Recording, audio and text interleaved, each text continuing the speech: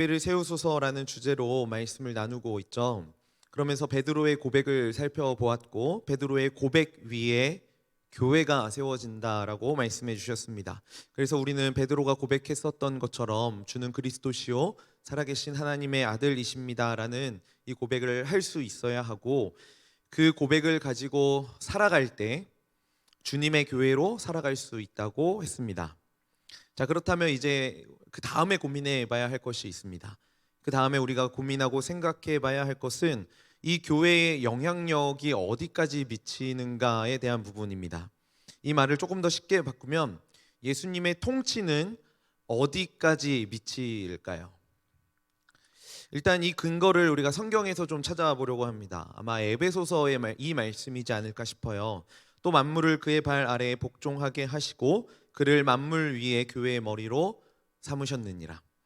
만물을 예수 그리스도의 발 아래에 복종하게 하셨고 예수님을 만물 위에 교회의 머리로 삼으셨다라고 말씀해서 이야기합니다. 좀 유치한 질문이지만 교회가 높은가요? 예수님이 높은가요? 예수님이 높잖아요. 예수님이 더 위라는 거예요. 그래서 이걸 조금 더 풀어보면 만물이 있는데 만물보다 교회가 더 높고 그 교회보다 더 높은 예수 그리스도가 계시다는 것을 이 말씀을 통해서 이야기하고 있다라는 거죠. 네덜란드의 수상이기도 했고 신학자이기도 했었던 아브라함 카이퍼가 이렇게 얘기했습니다. 우리 인간 삶의 모든 영역에서 만유의 주제이신 그리스도께서 나의 것이다 라고 외치지 않는 영역은 한치도 없습니다. 우리 예수님께서 다스리시는 곳이라면, 그리고 그 예수님의 다스리심이 온 열방 가운데 만물 위에 머문다면 그 어떤 곳이라고 할지라도 교회라고 부를 수 있다라는 거죠. 오늘 나누고 싶은 주제가 바로 이 교회의 보편성이라는 주제입니다. 먼저 이 보편적이다라는 말을 좀 고민해 보려고 해요.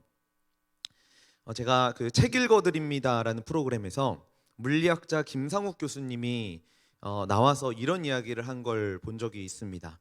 세상에 절대 가치 하나가 있는데 그 절대 가치를 가진 것 중에 하나가 바로 시간이라고 합니다.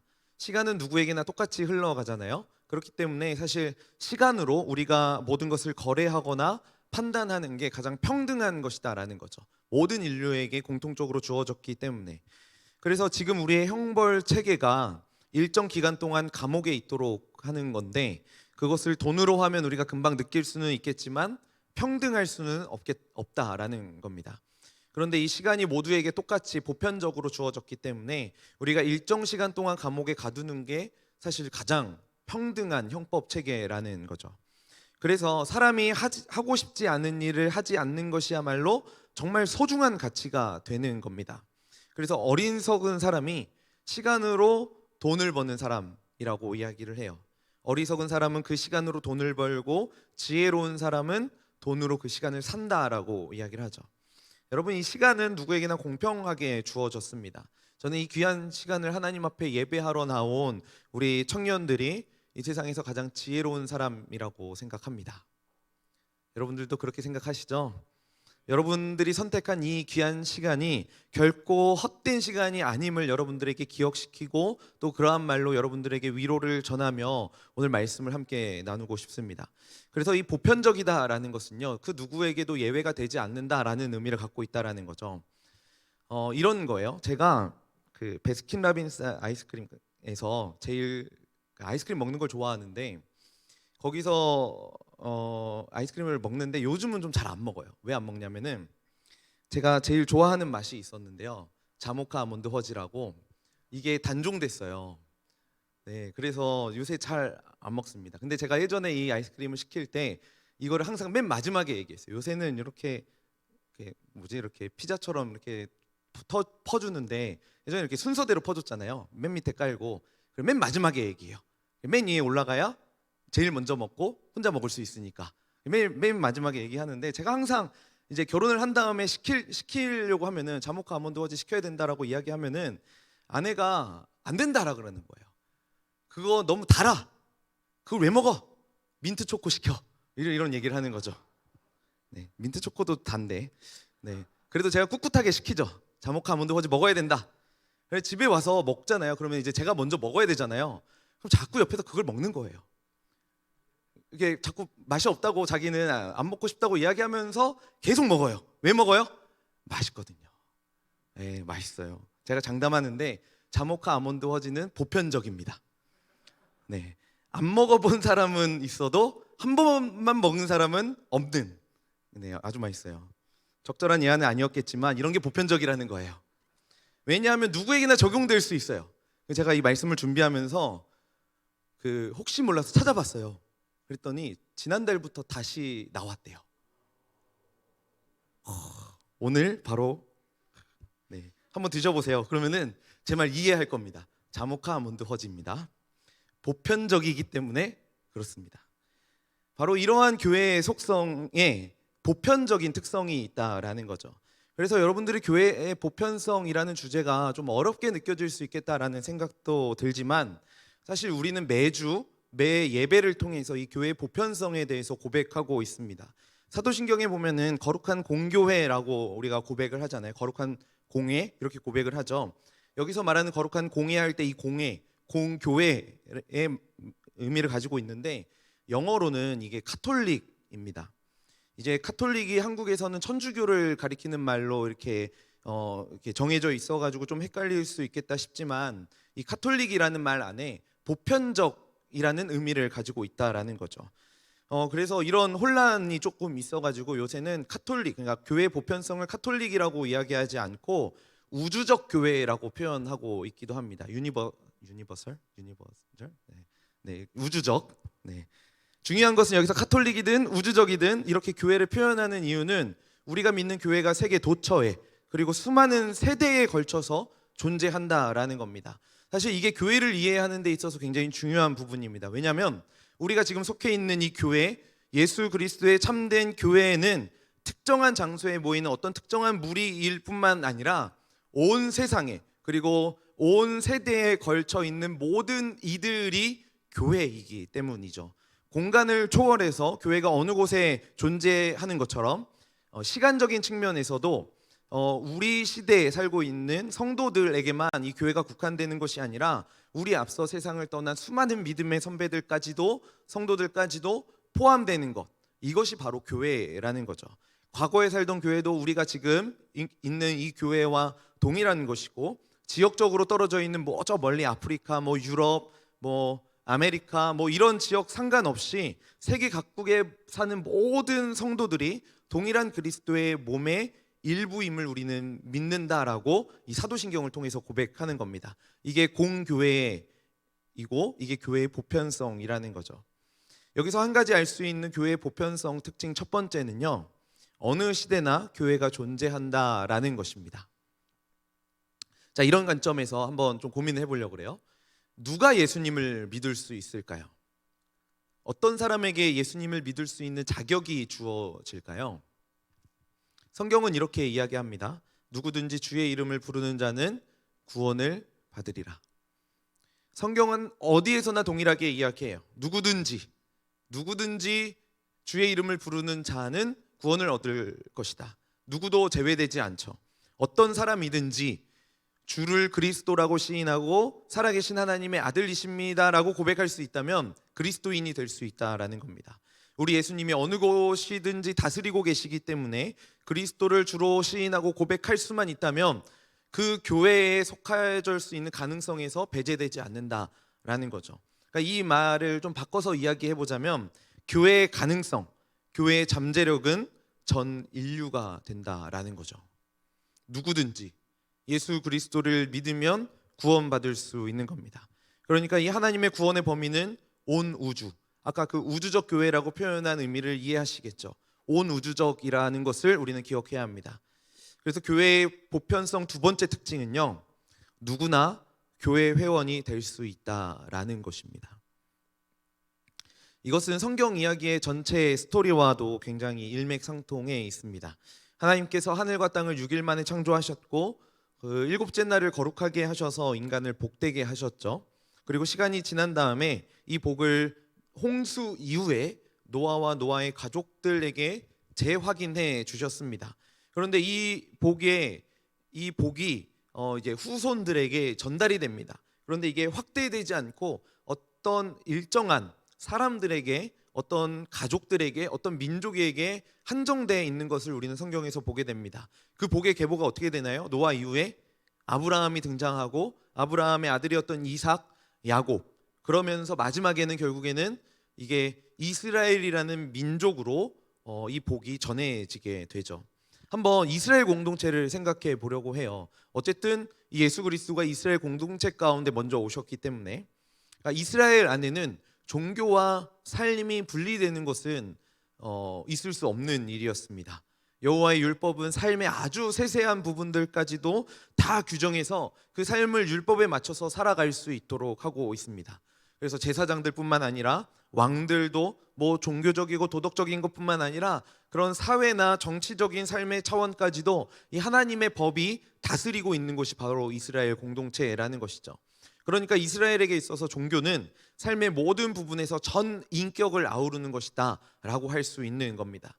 적어도 이스라엘에는 이 종교라는 단어를 쓰는 게 민망할 정도로 보편적인 삶의 문화라는 것이죠. 예를 들어 이런 겁니다. 저는 모태신앙이고 모태신앙 안에서 계속해서 자라왔습니다. 그런 문화 안에서 자라왔습니다.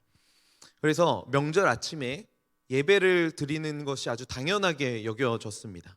가족들끼리 이런 모임의 일정을 잡을 때도 주일 예배가 기준이 되어서 그 시간을 피해서 가족들과의 그런 약속 일정 또는 여행 일정 이런 것들을 잡게 되겠죠. 이게 당연한 문화로 그 가정 안에서 자리에 잡혀졌다면 이 가정에서 기독교는 보편적 특성을 가지고 있다라고 이야기할 수 있을 겁니다. 그러니까 삶과 이런 종교가, 내가 가진 신념이 분리되지 않고 보편적으로 통용된다라는 것이죠. 이러한 보편성이 이스라엘 공동체 안에 아주 자연스러운 문화였다라는 거예요. 그런데 하나님께서 이렇게 한 사람을 계속 택하셔서 복을 주시고 확인시켜 주시고 결국에는 이스라엘 민족을 부르셨던 그 목적이 무엇인가를 우리가 좀 고민해 보려고 해요. 이사야에 보면 이스라엘의 정체성 그리고 이스라엘 백성들이 해야 할 사명에 대해서 이렇게 이야기합니다. 우리 49장 6절 같이 한번 읽어볼까요? 그가 이르시되 내가 나의 종이 되어 야곱의 지파들을 일으키며 이스라엘 중에 보존된 자를 돌아오게 할 것은 매우 쉬운 일이라. 내가 또 너를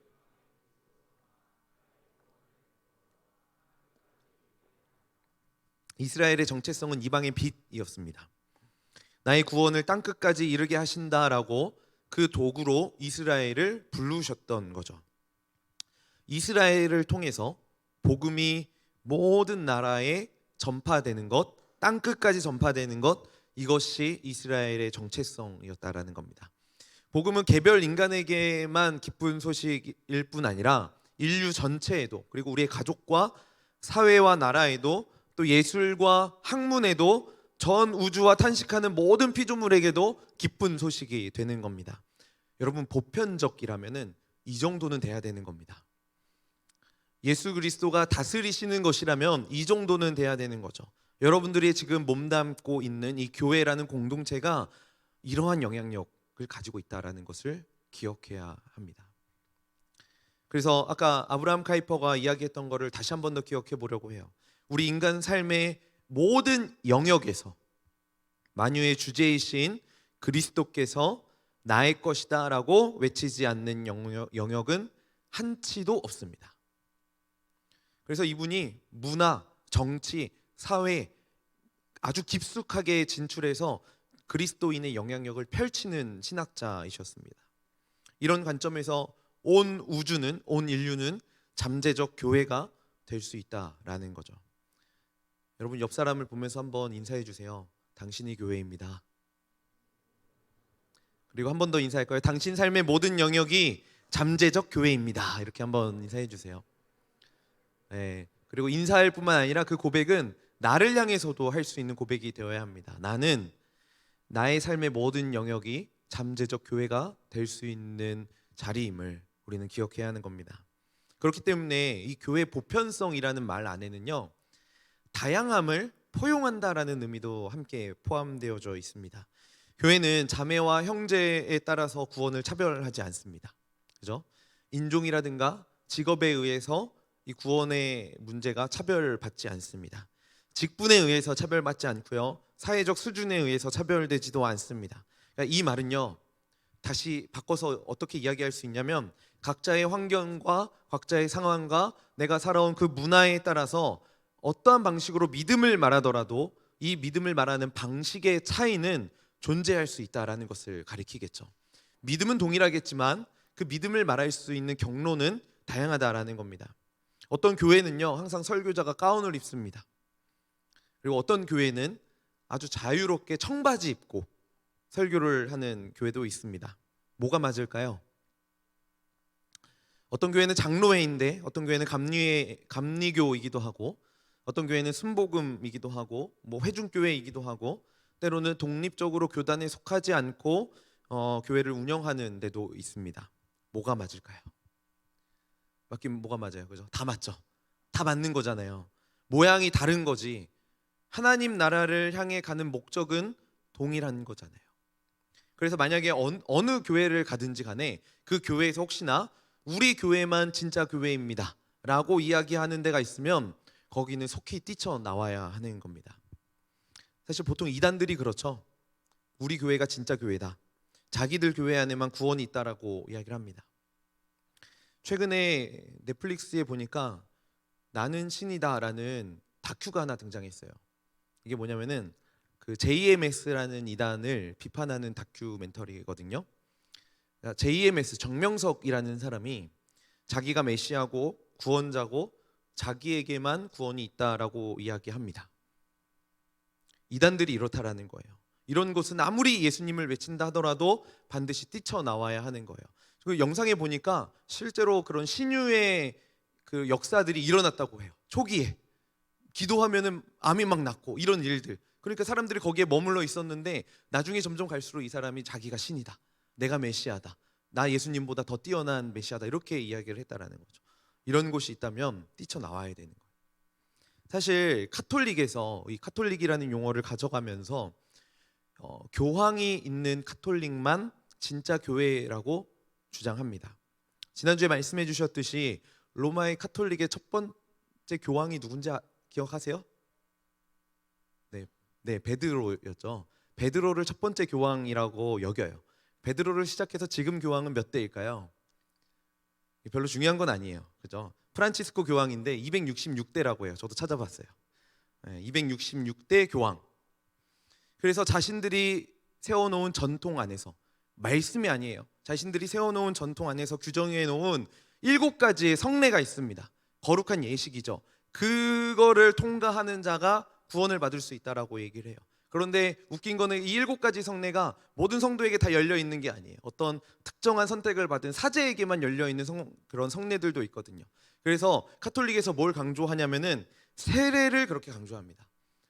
우리는 세례가 구원의 표시인데 걔네는 이게 구원인 거예요. 세례 자체가. 세례를 받지 않으면 구원을 받을 수 없다라고 이야기하는 거죠.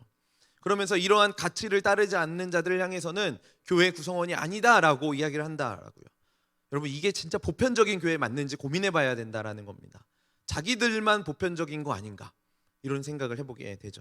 여러분, 이런 보편성이라는 말에는요, 다양함이라는 말이 전제되어 있는 겁니다. 먼저 요한계시록에 보니까 하늘나라에서 예배하는 그 모습을 보여주면서 이렇게 묘사해요. 이 일 후에 내가 보니 각 나라와 족속과 백성과 방언에서, 각 나라, 족속, 백성, 방언. 여기 보면 이스라엘만 온다라고 얘기하지 않잖아요. 교황 안에 머무는 사람들만 온다라고 얘기하지 않잖아요. 각 나라, 족속, 백성, 방언. 언어를 가리키겠죠. 어떠한 언어를 쓰든 어떠한 백성이든 어떤 민족이든 각자의 방식대로 지금 어린 양을 찬양하는 겁니다. 어린 양 앞에 서서 어린 양 찬양하고 있는 장면이잖아요. 그렇기 때문에 이 보편성이라는 건요, 예수 그리스도라는 터 위에 서 있으면은 그 서 있는 그 모양 자체가 교회라고 부를 수 있다라는 거죠. 그래서 오늘 본문 11절에 이렇게 표현해요. 이 닦아둔 것 외에 능히 다른 터를 닦아둘 자가 없으니 이 터는 곧 예수 그리스도니라. 예수 그리스도라는 터 위에 서 있으면 된다는 겁니다. 그래서 기독교는 동일하게 어린 양 예수 그리스도를 찬양하고 예수 그리스도를 믿는 것이라면 다양한 방식을 존중하고 인정하고 해야 하는 겁니다. 이걸 교회의 보편성이라고 부른다고요. 그런데 교회가 다양함을 인정하지 못해요. 받아들이지 못합니다. 용납하지 못합니다. 그리고 사실 그런 다양함을 인정하지 못한 교회가 오늘 본문의 고린도 교회이기도 했습니다. 특별히 고린도 교회는 편 가르기가 굉장히 심한 교회였었죠. 은사에 따라서 또 누구에게 제자 훈련을 받느냐에 따라서 편 가르는 교회가 고린도 교회였었던 거예요. 그런데 오늘 본문에서 바울이 이 교회에 대해서 설명하면서 특별히 집을 짓는 비유를 사용하며 이야기하고 있습니다. 집을 짓고 그 위에 무엇으로 그 집을 만들어 갈 것인지에 대해서 이야기하는 게 오늘 본문인 거죠. 오늘 12절을 한번 볼까요? 12절 같이 한번 읽어볼게요. 시작. 만일 누구든지 금이나 은이나 보석이나 나무나 풀이나 짚으로 이 터 위에 세우면, 여기 보면은 집을 이제 세우는데 금이나 은이나 보석이나 나무나 풀이나 짚으로 터 위에 집을 세운다라고 이야기합니다. 그런데 이 이야기를 한 다음에 어떻게 이야기하냐면 마지막 날에 이 공적들, 업적들이 드러나게 된다라고 얘기해요. 13절에 각 사람의 공적이 나타날 터인데 그날이 그 공적을 밝히니, 그러니까 어떤 집으로 세웠는지가 마지막 날에 드러난다라는 거죠. 이는 불로 나타내고 그 불이 각 사람의 공적이 어떠한 것을 시험할 것이다, 이렇게 이야기합니다. 이게 좀 어려울 수 있는데 이런 거예요. 아까 조금 전에 다양한 재료를 가지고 집을 지었잖아요. 금, 은, 보석, 나무, 풀, 집 뭐 이런 걸로 집을 만들었는데 이걸 불로 태웠을 때 남는 게 뭐가 있을까요?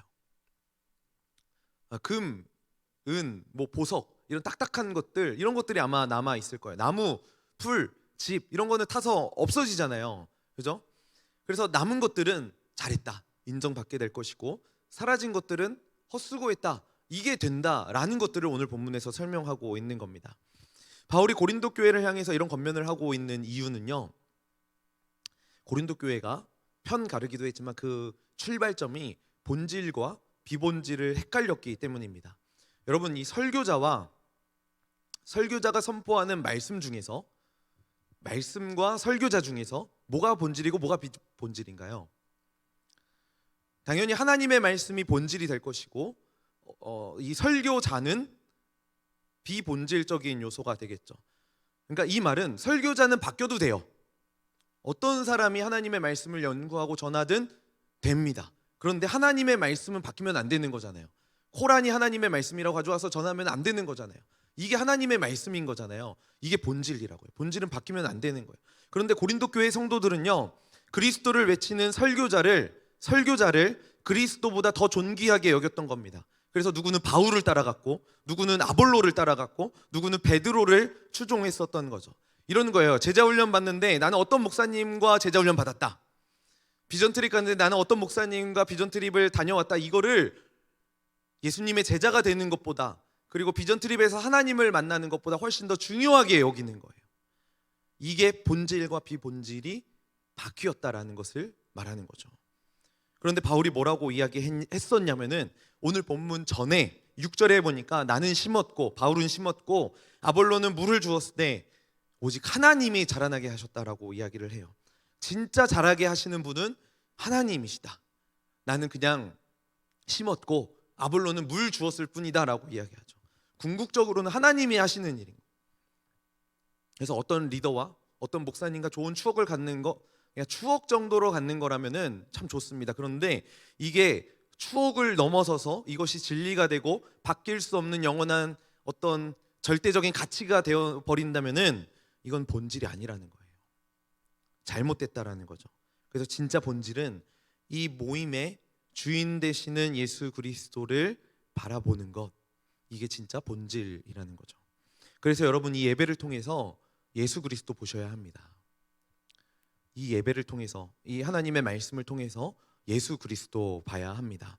설교자가 지금 예수 그리스도를 가리키고 있다면 가리키는 손가락 보지 마시고 이 손가락의 방향에 있는 예수 그리스도를 보셔야 한다라는 거예요. 그런데 예수님을 가리킬 때요, 가리키는 방향은 동일할지라도 이 방식이 좀 달라질 수 있다라는 거예요. 뭐 이렇게 손가락으로 가리킬 수도 있겠고, 뭐 이렇게 펴서 가리킬 수도 있겠고, 오른손으로 할 수도 있고, 왼손으로 가리킬 수도 있는 거잖아요. 방식은 다를 수 있는 거죠. 때로는 뭐 손으로 가리키지 않고 여기 이렇게 가리킬 수도 있는 거잖아요. 방식은 달라요. 이처럼 바울이 지금 예수님을 가리키는 다양한 방식에 대해서 이야기를 했었던 겁니다. 베드로, 아볼로 가리키는 방식이 달랐지만 그들이 가리키는 게 예수 그리스도였다. 그 예수 그리스도를 봐야 한다라고 이야기했다라는 거죠. 그런데 우리 한 가지만 조금 더 고민했으면 좋겠어요. 한 번 더 생각해 보는 거예요. 예수님이 본질이고 그 예수님을 가리키는 것이 비본질이라고 정의한다면 비본질은 필요 없는 건가요? 네, 비본질적인 요소도 굉장히 중요한 것입니다. 그런데 이 비본질이 중요한 이유는 비본질이라는 그릇 안에 본질이 담겨 있기 때문에 중요한 거죠. 비본질 자체로 중요한 게 아니라 비본질 안에 예수 그리스도가 담겨져 있기 때문에 이 비본질의 요소도 굉장히 중요하다라는 거예요. 저는 장로교 목사로서 우리 장로교가 정말 훌륭한 제도라고 생각합니다. 이게 뭐 진리, 뭐 절대 이런 의미는 아니고요. 훌륭한 제도 중에 하나라고 생각을 합니다. 그리고 이 장로교 안의 질서들을 우리 하나님께서 세워놓으신 선물이라고 생각을 해요. 이런 관점에서 교회 안에 있는 이 제도들은요 굉장히 중요한 부분입니다. 교회 안에 있는 질서도 굉장히 중요한 거죠. 왜냐하면은 이 교회에 세워놓으신 질서를 통해서 그 본질이 손상되지 않도록 지키기 위해서 이런 질서를 허락하셨기 때문입니다. 그리고 더 나아가서 직분도 굉장히 중요해요. 목사와 장로, 뭐 집사 이런 것들이 세워진 이유는요, 이런 것들이 존귀하게 여겨지는 그런 하나님의 목적이 담긴 게 아니라 이 모든 것들을 통해서 예수 그리스도를 봐야 하기 때문에 이러한 제도들을, 질서들을 하나님이 허락하셨다라는 거죠. 그래서 이때의 본질은 예수 그리스도고 비본질은 이런 직분, 제도, 질서라는 거예요. 그런데 이거를 바꿔서 이해하는 사람들이 많아지는 거예요.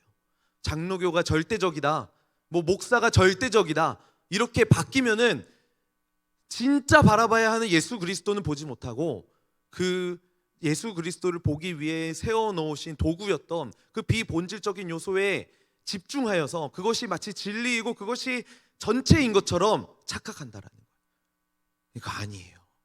여러분, 본질을 봐야 됩니다. 진짜 가리키고 있는 게 무엇인지.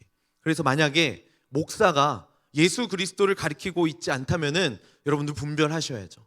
이거는 비본질이라고 거부할 수 있어야죠. 그런데 목사든 장로든 뭐 리더든 행정 리더든 뭐 누구든 예수 그리스도를 가리키고 있다면 그 비본질적인 요소들은 본질을 담고 있는 아름다운 그릇이 될 수 있다라는 겁니다. 그래서 여러분들에게 질문합니다. 여러분들에게 성남제일교회는 본질을 담고 있는 아름다운 그릇입니까? 아니면 내다 버려야 할 쓸모없는 그릇입니까? 여러분들의 공동체, 우리 공동체, 하나 공동체는 본질을 담고 있는 아름다운 그릇 맞습니까? 여러분들의 마을은 예수 그리스도를 담고 있는 아름다운 그릇 맞습니까? 이거를요 한번 우리의 삶으로, 우리도 교회잖아요, 우리의 삶으로 한번 적용해 보려고 합니다. 예수 그리스도께서는 온 인류를, 온 만물을 다스리시고 통치하시는 분이시라고 했는데, 여러분들은 그렇다면은 이 시대가 복음을 받아들이기 위해서, 본질을 바라보게 하기 위해서 복음을 어떻게 전하시겠습니까? 복음이라는 게 본질이라면 그 복음을 전달하는 방식에 대해서는 이제 우리가 고민해야 될 부분들이잖아요. 이 비본질적이지만 그 비본질 안에 본질을 담기 위해서 여러분들이 할 수 있는 게 무엇이냐라는 거예요. 시대와 문화는 계속해서 변화합니다. 한 70년대, 80년대 정도까지만 해도 교회가 세상의 문화를 주도할 때가 있었습니다. 그래서 선진 문화를 경험하기 위해서는 교회로 가면 그 문화들을 경험할 수 있었죠. 그러니까 교회가 먼저 도입을 했고 그거를 세상이 따라가는 방식이 대부분이었어요. 그런데 요즘 교회는 사실 이런 문화적인 요소들로부터 한창 뒤떨어져 있다라는 평가를 받습니다. 제가 말씀을 준비하면서 어떤 신학자가 이렇게 말하는 것이 계속 기억에 남았어요. 교회의 번역 능력, 번역한다라는 거죠. 그러니까 교회는 이 세상에 다양한 문화들이 있는데 그 다양한 문화 안에 교회가 무엇인지, 기독교가 무엇인지 번역할 수 있어야 된다라는 거예요. 교회는 이 번역 능력을 키우는 공동체가 되어야 된다라는 거죠. 그러니까 예수님이라는 본질을 잘 준비하는 것, 이거는 너무 당연한 것이고, 이 예수님이라는 본질을 세상에 어떻게 전하고 그 예수님의 통치를 어떻게 드러낼 것이냐라는 이 비본질적인 그릇이 우리에게도 잘 준비되어져 있어야 된다라는 거예요. 오늘 본문으로 다시 한번 정리해 보자면, 우리 기독교가 가지고 있는 예수 그리스도라는 터 위에 문화가 요구하고 있는, 세상이 요구하는 아름다운 재료로 집을 지어야 이 복음이 확장될 수 있다라는 거죠. 그래서 우리가 해야 될 게 뭐냐라는 거예요. 그래서 여러분들이 살아가는 삶의 현장이 이런 하나님이 원하시는, 세상이 원하시는 재료로 집을 짓는 선교 현장이 되어야 된다라는 거죠. 여러분, 번역하려면 뭘 잘해야 될까요? 영어를 한국어로 번역한다라고 생각해 보세요. 한국어만 잘한다고 될까요? 영어도 잘하고 한국어도 잘해야 되잖아요. 물론 그 번역의 능력도 습득을 해야겠지만, 우리가 세상에 복음을 전하기 위해서는 세상도 배워야 되는 겁니다. 그리고 예수 그리스도에 대해서도 배워야 되는 거죠. 그래야 세상에 그 예수 그리스도를 적절하게 전달할 수 있는 겁니다. 그래서 여러분, 지금 이 시대가 요구하고 있는, 이 포스트 모더니즘이 요구하고 있는 상대주의적인 것들이 무엇인지에 대해서 아셔야 됩니다. 각자의 사람이 진리라고 이야기하는 이 상대주의가 무엇을 이야기하고 어떤 열매를 낳는지 배워야 합니다. 그래야 이 상대주의 시대에 절대 진리의 말씀을 어떻게 전할 수 있을지 고민할 거 아니에요. 단순히 흘러가는 대로 사는 게 아니라 이 세상이 나에게 지금 주고 있는 유혹이 뭔지 깨닫고 그것을 저항할 수 있는 지혜를 우리 안에 키워야 한다라는 거죠. 여러분, 포괄적 차별금지법이 뭘 이야기하는지 아셔야 되는 거예요. 그냥 세상이 다 하자라고 이야기하니까 많은 사람이 하니까 해야지 이렇게 하는 게 아니라, 그게 궁극적으로 뭘 이야기하고 어떤 열매를 낳는지 배워야 된다고요. 그래야 이 시대에 복음을 어떻게 전할 수 있을지 전략이라도 짤 거 아니에요. 그리고 여러분, 거기에 머물지 않고 하나님도 아셔야 됩니다. 우리 하나님이 어떠한 분이신지, 어떠한 사랑을 주시는지, 이 교회를 어떻게 세우시고 어떻게 유지하시는지, 이 교회가 뭘 의미하는지, 이 교회에 담긴 하나님의 뜻이 무엇인지 배우고 알아야 되는 거예요. 그래야 이 세상은 계속해서 변해가지만 이 변해가는 세상 속에서 변하지 않는 영원한 하나님의 말씀을 전할 수 있는 거죠. 그래서 칼 바르트라는 신학자가요, 항상 이렇게 외쳤어요. 한 손엔 신문, 한 손엔 성경을 들어라. 한 손엔 신문, 한 손엔 성경. 세상과 하나님을 함께 알아야 된다는 거죠. 이게 그리스도인들이 가져야 할 삶의 자세인 겁니다. 세상을 해석하는 작업 없이 성경을 읽는 것은 의미가 없다라는 거예요. 왜냐하면 우리는 계속해서 세상을 살아갈 거잖아요. 내일 또 살아갈 거잖아요. 제가 충격적인 사실을 하나 알게 됐는데요. 5월 5일까지 쉬는 날이 없어요. 와, 주구장창 세상에 있어야 돼요. 이제 거기서 어떻게 사시겠어요? 흘러가는 대로 얘가 이렇게 하니까 나도 이렇게, 이런 거 아니라고요. 이건 그리스도인의 자세가 아니라는 거예요. 제가 대학생 때 선교단체에 있을 때 간사님들이 저희 학생 리더십들을 데리고 춘천으로 데리고 가신 적이 한 번 있었습니다. 그리고 춘천에 가서 그런 이제 춘천에 있었던 그런 기독교의 역사들, 이런 것들을 이제 듣는 시간이 있었는데, 제가 아주 깜짝 놀랄 만한 이야기를 하나 들었어요. 그 한국 CCC의 설립자라고 할 수 있는 그 김중곤 목사님이 여러 운동들을 많이 했었는데, 이제 대학생들 이제 단체의 수장이다 보니까 좀 역동적으로 여러 운동들을 많이 했었는데, 그 운동 중에 하나가 성시화 운동이었습니다. 이게 뭐였냐면, 어떤 한 도시를 정해서 우리가 이 도시에 집중해서 여기에다가 복음을 전해보자, 이 도시를 복음화 해보자라는 이런 마음을 담은 운동이었죠. 처음에 저는 그걸 들으면서 또 무모한 짓 하나 하셨네, 이런 생각했었습니다. 어떻게 한 도시를 복음화할 수 있을까? 이런 생각이었죠. 그리고 실제로 그 당시에 김중곤 목사님이 나는 춘천에다가 성시화 운동을 시작하겠습니다라고 외쳤을 때에도 사람들이 다 비난했습니다. 그리고 김중곤 목사님 주변에 있던 사람들도 이거 말도 안 됩니다. 이런 거 하지 말고 조금 더 가치 있는 일에 투자합시다 라면서 안 된다라고 했어요. 근데 그럼에도 불구하고 계속 투자합니다. 재정적인 투자도 하고 인력에 대한 투자도 이제 춘천에다가 다 이렇게 몰아서 하는 거예요. 복음을 전하기 위해서 복음을 전할 수 있는 여러 필요한 부분들에 계속해서 투자를 했었던 거죠. 여러분 결과적으로 춘천이 복음화 됐나요? 그런 소식 못 들어보셨잖아요, 그죠? 어떤 한 도시가 복음화 됐다. 사실 비난했던 사람들처럼 안 됐어요, 그렇게. 그런데 뒤돌아서 보니까 그 운동으로 이 춘천이라는 도시에 맺어졌던 열매들이 굉장히 많이 있었던 거예요. 물론 뭐 그 열매가 지속적으로 지금까지 맺혀 있다라고 이야기할 수는 없겠지만요. 가장 대표적으로 그 당시에 춘천 성시화 운동을 막 하고 막 붐이 막 이렇게 일어나고 막 열심을 다하는 그 시기에 춘천 시장이 예수 그리스도를 영접하게 됩니다. 시장으로부터. 그러니까 뭐 모든 사람이 다 그러진 않았겠지만 이러한 운동들의 열매들이 정치권 안에서도 또 사회 안에서도 계속 열매에 맺어지고 있었다라는 거예요.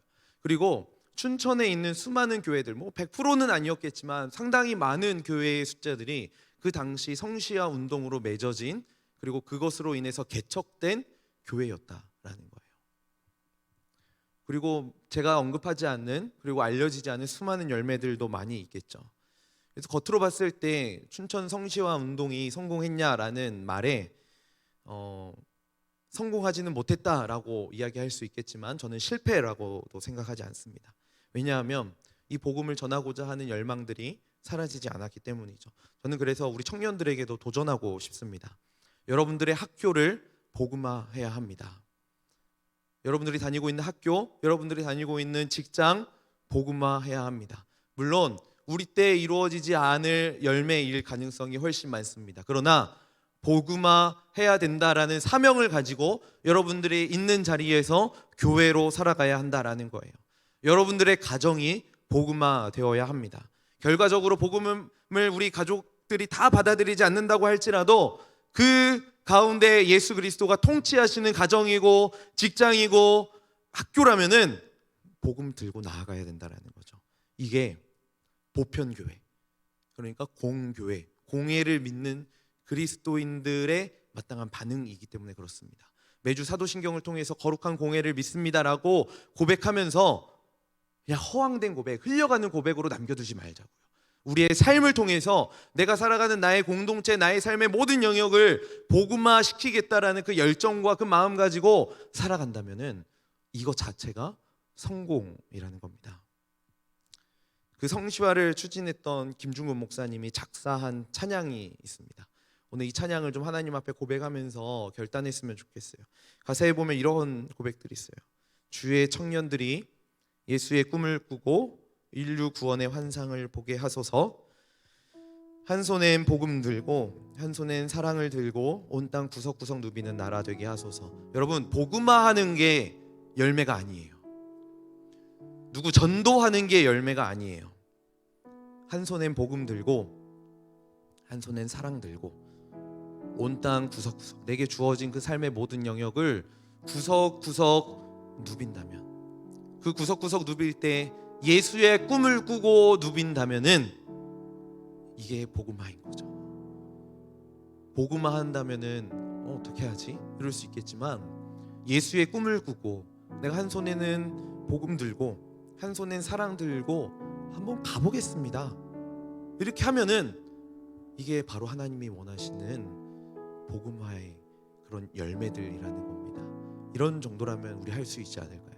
이런 정도라면 교회로 살 수 있지 않을까요? 우리 좀 우리의 삶의 그 자리들을 좀 생각하면서 우리가 내일 밟아야 될 우리의 삶의 자리들을 좀 기억하면서 우리 이 찬양을 결단의 고백으로 올려드렸으면 좋겠어요. 제가 나아가겠습니다. 그리스도의 사랑과 복음 들고 나아가겠습니다.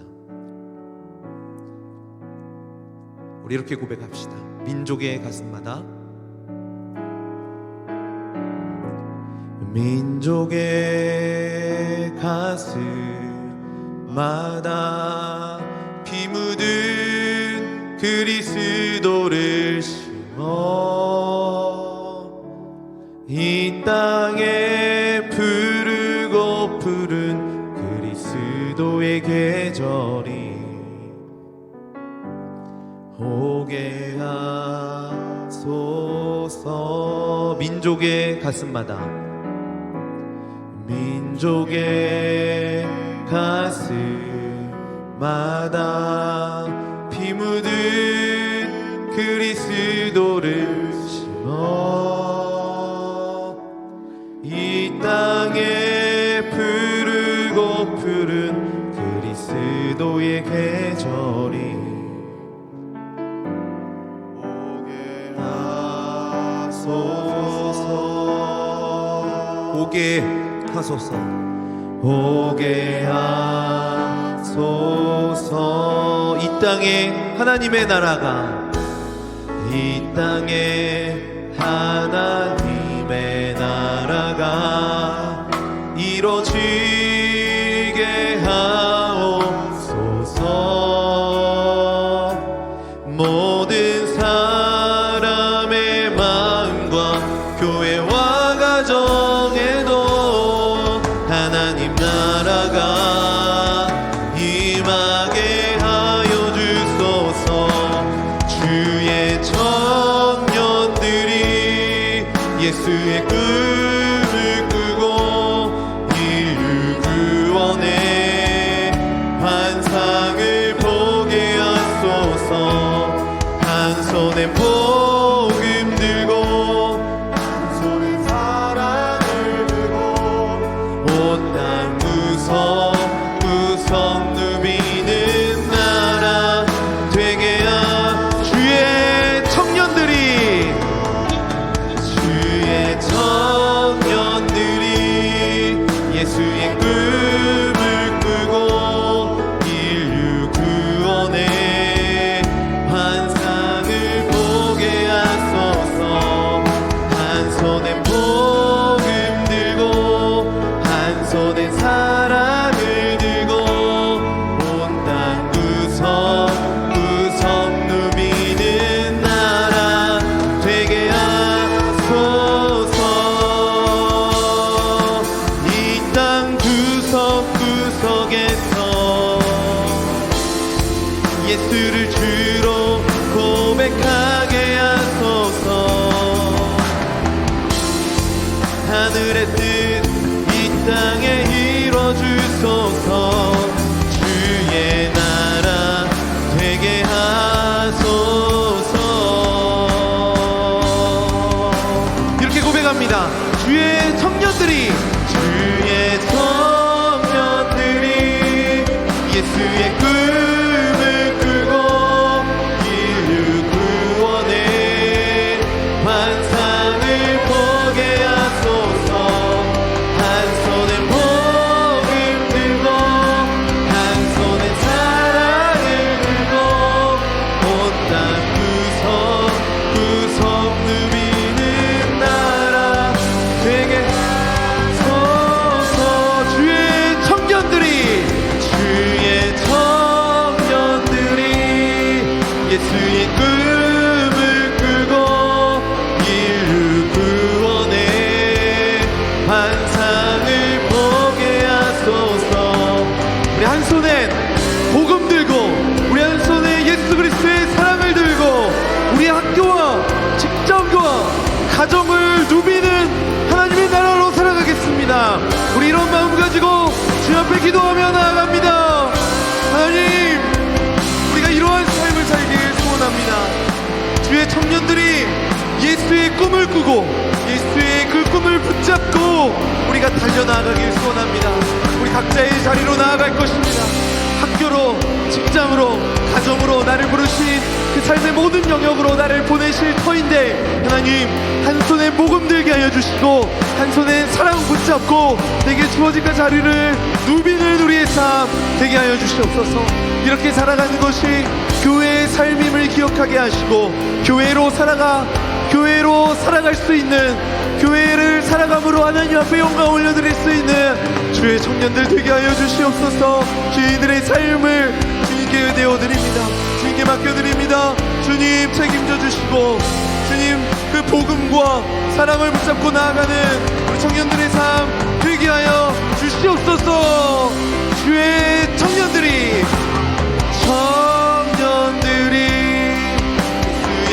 주의 꿈을 꾸고 인류 구원에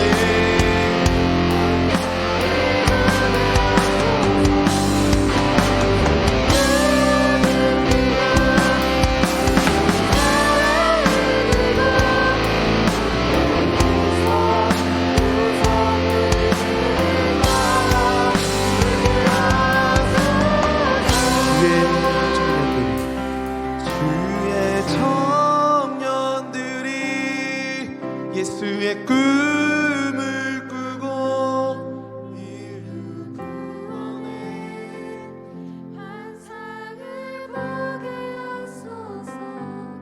한 손에 벽을 들고 한 손에 사랑을 들고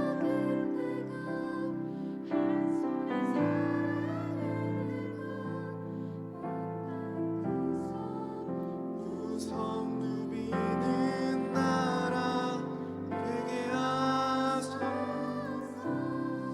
그렇습니다. 하나님, 이것이 우리의 삶의 고백이 되길 소원합니다. 주의 청년들이 예수의 꿈을 꾸고 인류 구원의 환상을 바라보는 것, 한 손엔 복음을 들고 한 손엔 사랑을 들고 내게 주어진 그 삶의 자리 구석구석 누비는 그러한 교회로 살아가는 우리의 삶 되길 원합니다.